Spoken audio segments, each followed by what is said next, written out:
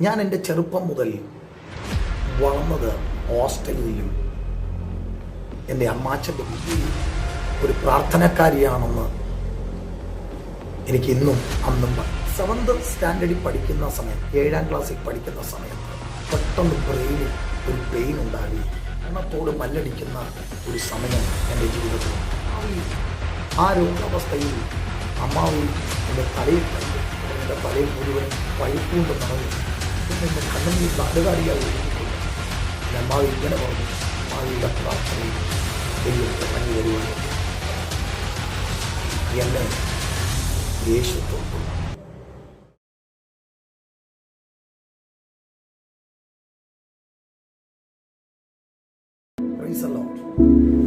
പ്രിയപ്പെട്ടവരെ, നിങ്ങൾക്ക് വന്ദനം. ഇന്ന് എൻ്റെ ഒരു സാക്ഷ്യം നിങ്ങളുമായി പങ്കുവെക്കാം. ഞാൻ എൻ്റെ ചെറുപ്പം മുതൽ വളർന്നത് ഹോസ്റ്റലിലും എൻ്റെ അമ്മാച്ചൻ്റെ വീട്ടിൽ നിന്നുമാണ്. എൻ്റെ അമ്മാച്ചൻ്റെ വീട്ടിൽ ഞാൻ വളർന്നുകൊണ്ടിരിക്കുമ്പോൾ എൻ്റെ അമ്മാവി ഒരു പ്രാർത്ഥനക്കാരിയാണെന്ന് എനിക്ക് ഇന്നും അന്നും പറയാം. അനുഗ്രഹിക്കപ്പെട്ട നല്ലൊരു ജീവിതം നയിക്കുന്ന എൻ്റെ അമ്മാവി 7th സ്റ്റാൻഡേർഡിൽ പഠിക്കുന്ന സമയം, 7ാം ക്ലാസ്സിൽ പഠിക്കുന്ന സമയത്ത് പെട്ടെന്ന് ബ്രെയിനിൽ ഒരു പെയിൻ ഉണ്ടാകുകയും മരണത്തോട് മല്ലടിക്കുന്ന ഒരു സമയം എൻ്റെ ജീവിതത്തിലുണ്ടായി. എന്നെ കൊട്ടാരക്കരയിൽ നിന്ന് തിരുവനന്തപുരം മെഡിക്കൽ കോളേജിലേക്ക് കൊണ്ടുപോകാൻ ആംബുലൻസ് റെഡിയാക്കി.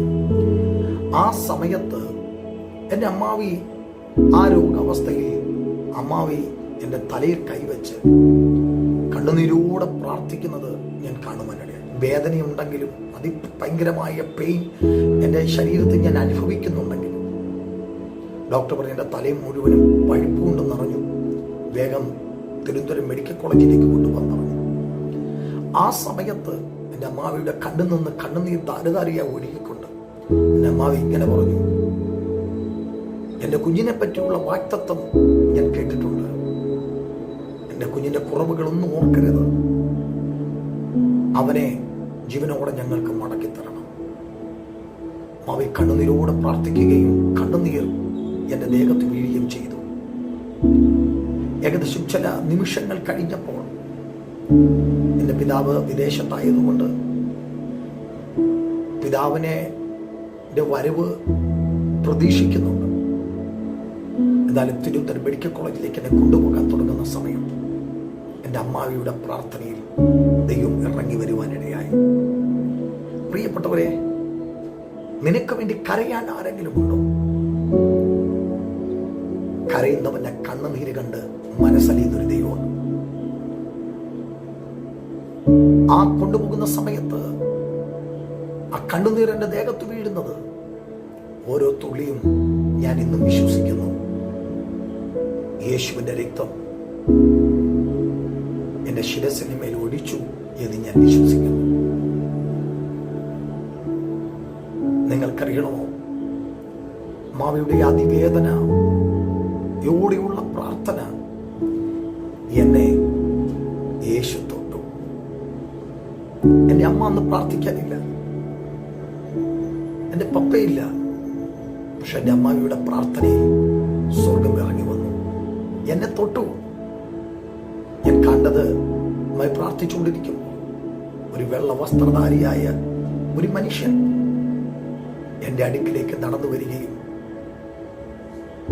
എൻ്റെ തലയിൽ തടവുന്ന ഒരു സ്പർശനം മാത്രമേ ഞാൻ കണ്ടുള്ളൂ. വേദന കൊണ്ട് പുളഞ്ഞുകൊണ്ടിരുന്ന ഞാൻ, ബ്രെയിനിൽ പഴുപ്പ് നിറഞ്ഞിരിക്കുന്ന എൻ്റെ ശരീരത്തിൽ ആ മനുഷ്യന്റെ കരം വെക്കുകയും പതുക്കെ പതുക്കെ എൻ്റെ പെയിൻ കുറയുവാൻ തുടങ്ങി.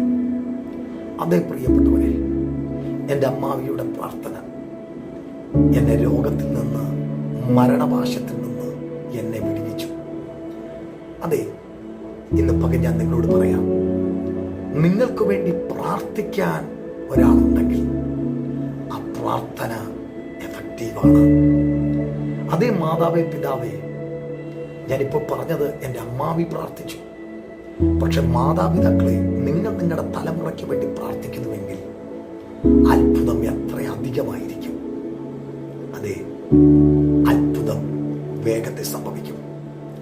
ഇന്ന് ചിലവരോട് പ്രാർത്ഥിക്കാൻ പറഞ്ഞാൽ പ്രാർത്ഥിക്കാൻ പറയുന്നവർ കുറ്റക്കാരാകും, അവർ വിധിക്കപ്പെടും. എന്നാൽ അനുസരണത്തോടെ പ്രാർത്ഥിക്കുന്ന ആരെങ്കിലും ഉണ്ടെങ്കിൽ നിങ്ങളുടെ ജീവിതത്തിൽ ഇന്ന് പകൽ അത്ഭുതങ്ങൾ സംഭവിക്കും. നീ നിന്റെ തലമുറയ്ക്ക് വേണ്ടി കരയുക. അവർ ജയിച്ചിരിക്കും, അവർ വിജയിച്ചിരിക്കും, അവർ അത്ഭുതങ്ങൾ കാണും. നീ ഭാരപ്പെടണ്ട, നിന്റെ തലമുറ വിടുവിക്കപ്പെട്ടിരിക്കും. ഇന്ന് പകൽ ഈ സന്ദേശം